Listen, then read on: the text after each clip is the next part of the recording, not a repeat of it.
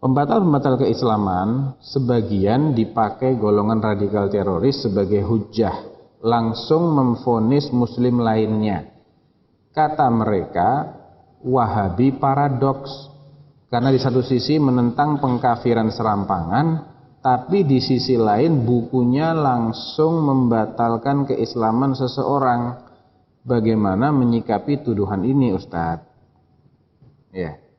Sebetulnya kalau difahami nggak ada yang paradoks. Yang jadi masalah itu di mana-mana orang gagal paham.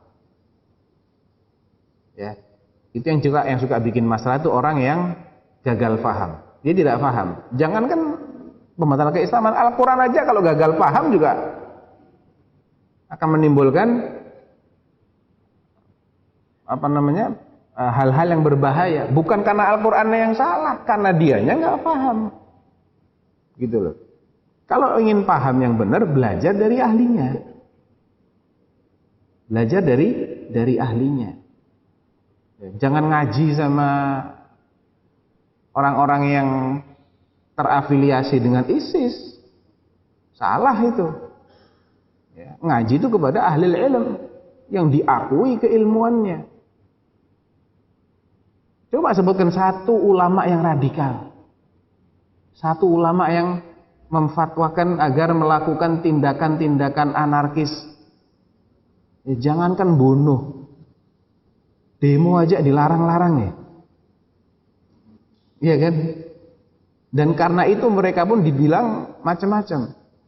Dibilang antek, dibilang ini, dibilang itu. Karena mereka ini berfatwa berdasarkan ilmu. Kalau ilmu itu ada kaidahnya, ada patokannya. Tapi kalau semangat nggak pakai patokan. Pas lagi semangat ya sudah, lepas dari ikatan. Jadi kalau dipahami dengan benar nggak akan ada masalah di sini. Masalah itu terjadi karena mereka salah dalam memahami. Pertama, tidak ada satupun pembatal keislaman ini yang dituduhkan, yang ditembakkan kepada orang muslim. Enggak ada. Saya tidak pernah mengatakan man lam yukaffiril muslimina. Enggak. Mana coba? Siapa yang tidak mengkafirkan orang-orang muslim, maka dia kafir. Mana? Ada pembatal keislaman yang bunyi begitu? Enggak ada. Yang ada apa? Man lam yukaffiril musyrikina. Siapa yang tidak menganggap kafirnya orang-orang musyrik. Jadi status yang dianggap kafir ini bukan muslim, tapi musyrik dia. Kenapa kok musyrik harus dianggap kafir? Karena Allah menganggap mereka kafir.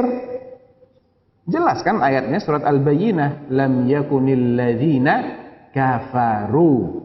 Lihat, lam yakunil ladzina kafaru min ahlil kitabi wal musyrikin. Allah jelas-jelas melabeli orang-orang ahlul kitab dan musyrikin sebagai orang-orang yang alladzina kafaru. Allah sendiri yang mengkafirkan. Apa ada ayat yang mengatakan man lam yukaffiril muslimin? Enggak ada. Tinggal ini orang berstatus muslim atau musyrik. Itu masalah lain. Masalah berdiri sendiri.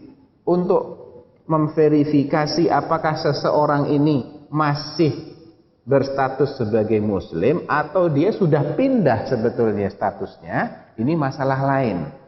Tapi kalau secara teori, orang yang sah sudah jelas-jelas musyrik itu tidak boleh dianggap muslim. Kalau orang musyrik dianggap muslim, berarti Nabi itu salah kaprah.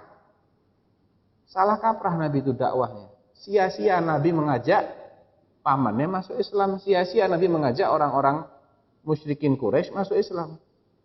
Seandainya musyrik itu sama dengan muslim, berarti Nabi telah salah memerangi orang-orang Quraisy. Itu kalau orang musyrik dianggap muslim.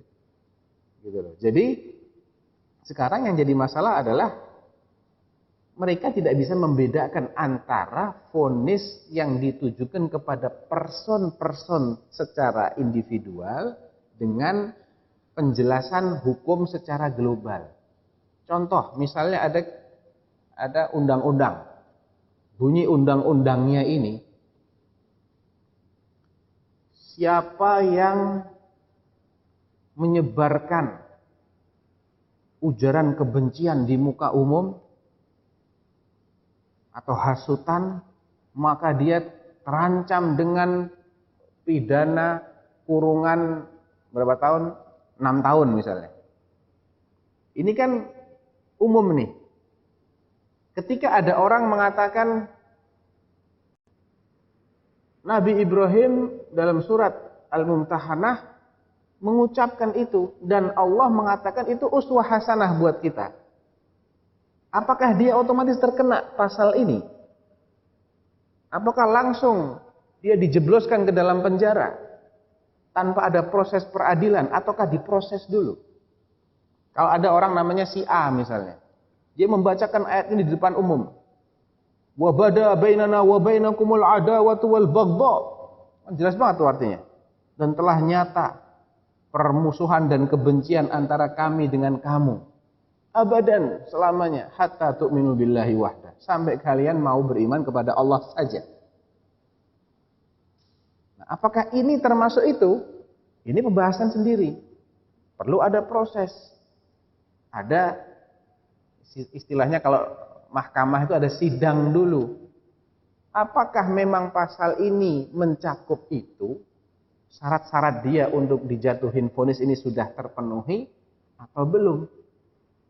Jadi tidak sama antara pembahasan yang sifatnya ini teori.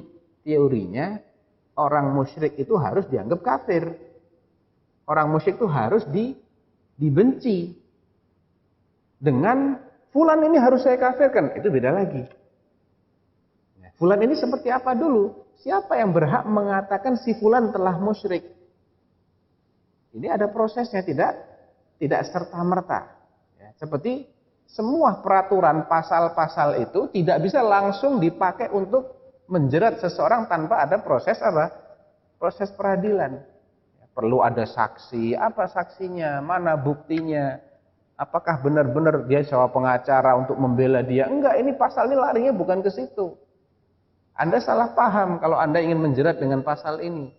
Nah, itu kan proses sendiri gitu. Tapi tetap peraturannya memang bilangnya begitu. Di sini memang yang namanya Islam itu harus dibarengi dengan al-bara'ah. Ya, harus ada ketidaksukaan kepada semua yang dibenci oleh Allah. Dan Allah membenci. Bara'atun minallahi wa rasulihi ilal ladzina ahadtum minal musyrikin. Ya. Jelas tuh ayat pertama surat At-Taubah.